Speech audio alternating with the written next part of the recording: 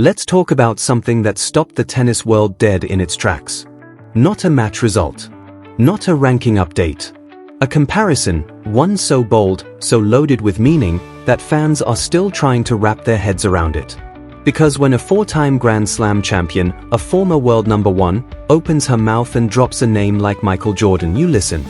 That's exactly what Kim Clijsters did. And the name she attached it to?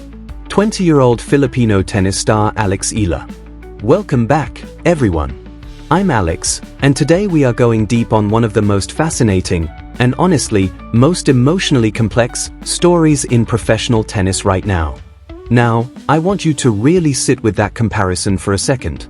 Michael Jordan. Not just a basketball legend, a phenomenon. A man who didn't just dominate a sport, he became bigger than it. Every move he made was under a microscope. Every loss felt like a betrayal. Every win felt like a national holiday. The pressure he carried wasn't just about points on a scoreboard. It was about identity. About an entire culture needing him to be perfect. Kim Clijsters is saying that's the world Alex Eala is living in right now. Think about that. A 20-year-old woman, thousands of miles from home, navigating the brutal grind of professional tennis, and she's doing it under the weight of over 100 million people's hopes and expectations. That's not just pressure. That's a completely different kind of existence. This all comes from Clijsters' podcast, Love All, where the Belgian legend gave an extraordinarily candid breakdown of Eala's situation, both on the court and off it. And the context matters here. At this year's Australian Open, Eala lost a tight, hard-fought three-set match in the opening round against Alicia Parks. On paper, a tough but understandable result. Parks is a real opponent. 3 sets means Eala competed. In the grand scheme of a tennis career, you shake it off and move forward. But that's not what happened. What followed online was a wave of vitriol from a vocal segment of her own fanbase, the very people who claimed to support her. Clijsters was visibly frustrated talking about it. The hate was real, it was cruel, and it was directed at a young woman who has already achieved more for her country than any tennis player in Philippine history. It got bad enough that Rafael Nadal felt the need to step in publicly to defend her. Let that sink in for a moment. When Rafael Nadal, a man who has felt the full force of national expectation himself, steps forward to shield a 20-year-old from her own fans, the situation is serious. Eala has trained at the Rafa Nadal Academy since she was 13. That environment demands excellence, yes, but it also demands discipline, respect, and mental toughness built over years, not weeks. She didn't arrive on tour by accident. She earned every inch of this. And what a rise it's been. She's now sitting at a career-high ranking of world number 31. She was the first player from the Philippines to break into the top 100. The first to beat a top 5 player. The first to reach a WTA Tour final. The first to win a challenger title. The first to win a Grand Slam main draw match. She's not following a path, she's building one. But with that historic visibility comes something darker. Because when a nation falls in love with an athlete the way the Philippines has fallen in love with Eala, the stakes shift entirely. Losses stop being losses. They become failures. Disappointments. Almost betrayals. Clijsters put it plainly, Alex needs protection. From the noise, from the toxicity, and from the suffocating demand to be flawless every single time she steps on court.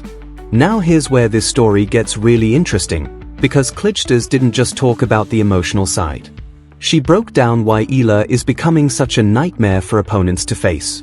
And this tactical analysis is genuinely worth paying attention to. First thing Clijsters flagged, Eala is left-handed. In tennis, that's not a minor detail. It's a structural disruption. The angles are flipped. The spin behaves differently. The natural rhythms players have spent their entire lives building get thrown completely off. Eala's cross-court forehand, coming from the left, creates geometries that right-hand players simply don't encounter in their regular matchups. It's uncomfortable in a way that's very hard to prepare for. But here's the part that surprised me. Clijsters believes Eala's backhand might actually be the more dangerous shot. The forehand gets the headlines, but the backhand is where she generates real aggression. Combined with her ability to load the ball with heavy topspin, Heavier than most players on the women's tour, she can push opponents deep behind the baseline and completely neutralize any attack they're trying to build. She forces them back, then opens the court with severe forehand angles, and suddenly the opponent is scrambling just to stay alive in the rally. And then Clijsters reached for another comparison, Dominika Cibulkova. She described Eala as having the mentality of a pit bull. Quick feet, elite stamina, and the ability to shift from deep defense into explosive attack in a single beat. You can see it in the way she plays, never passive, never waiting, always looking for the moment to turn a point around. We saw it in the Middle East swing. Eala reached the quarterfinals in both Dubai and Abu Dhabi, knocking out world number 8 Jasmine Paolini, her third career win over a top 10 player. She dispatched Hailey Baptiste and Shuai Zhang before falling to reigning US Open champion Coco Gauff. That's not a fluke run. That's a player announcing herself. But Clijsters also issued a warning. The tour is catching up. Coaches are studying her. Players are mapping her tendencies, looking for patterns, hunting for the cracks. That's what happens when you start winning. The game adjusts. And to stay ahead, Eala will need to evolve faster than the field can figure her out. The mental side of that challenge is what Clijsters kept coming back to. Not just the tactical evolution, but the psychological weight of doing all of it under a spotlight that never switches off. And speaking of spotlights, Sky Sports presenter Gigi Salmon recently drew another comparison that's been making waves. She likened the crowd energy around Eala to what you see at Taylor Swift concerts. The atmosphere she generates, in Manila, at the Australian Open, across the Middle East, is described as something completely unlike normal tennis crowds. She's not just drawing tennis fans anymore. She's a cultural event. So where does all of this leave us? Eala is heading into the American hardcourt swing. Indian Wells. Miami. The biggest stages outside of the slams. A strong run there could push her into the top 30, and with it, seeded status at the upcoming majors. The technical tools are there. The work ethic is deeply embedded from years at the Nadal Academy. The results are real and building. But the question that lingers, the one that Clijsters and Nadal are both quietly worried about, is whether the mental armor can hold up under everything being thrown at it. Social media has erased the buffer between athlete and audience.